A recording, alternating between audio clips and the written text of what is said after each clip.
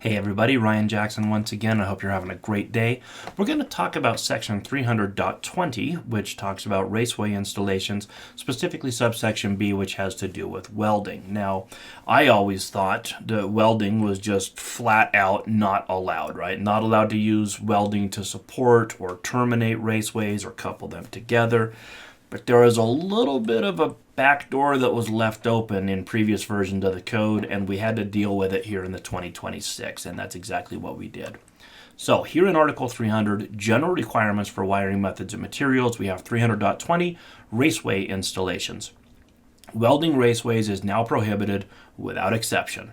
Okay, so it's easy to show you new words in the code, right? I just make them yellow and underline them. It's a little bit trickier to show you deleted words. So what we did here is we killed off some words at the end of the sentence. Let's take a look. It says raceways are not allowed to be connected, terminated, or supported by welding, period. That's it. You can't do it. This is unequivocally a violation.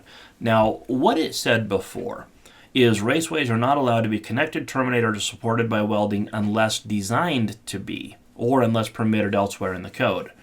Okay, well, two things. Number one, it was not permitted elsewhere anywhere in the code.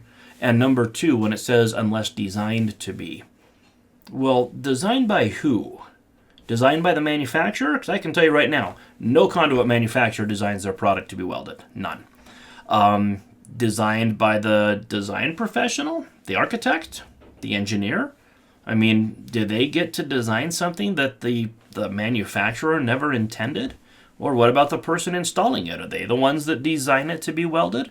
So that language is gone. It just says period, full stop. You can't weld conduit, right? You can't weld it for supporting, terminating, connecting, none of it. So yeah, this is all a violation. You can't weld your conduit. You have to use fittings. Now, this is not something that you see every day. Where you tend to find this is, and I'm relatively new to this part of it because I never saw this in the field, but where you tend to see this is with stainless steel raceways, and you'll see it in the food processing environments or in the dairy industry, right? So for sanitation reasons, they'll want to use welds. And really, it's kind of a misnomer. It's an OSHA violation, right, to have this because it's not used in accordance with its listing. It's not permitted by the NEC. And what about the integrity of the weld? I mean, I got to be honest. I mean, those welds look amazing, no doubt about that. What do they look like on the inside of the pipe? I don't know, right? I don't know. If we're welding them instead of using couplings, what happens when we drag wires through there and we start cutting wires open and energize the raceway? And for that matter, what happens to the electrical properties of the conduit when we weld it?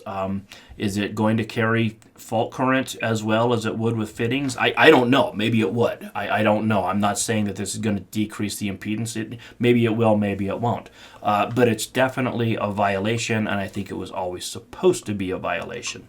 So if you're in the dairy industry or the food processing industry, maybe even clean rooms, depending, make sure the conduit system is not being welded. It was never supposed to be welded, and now it very clearly is not permitted to be welded. All right, thanks everybody, and I'll see you on the next video. Please be safe out there.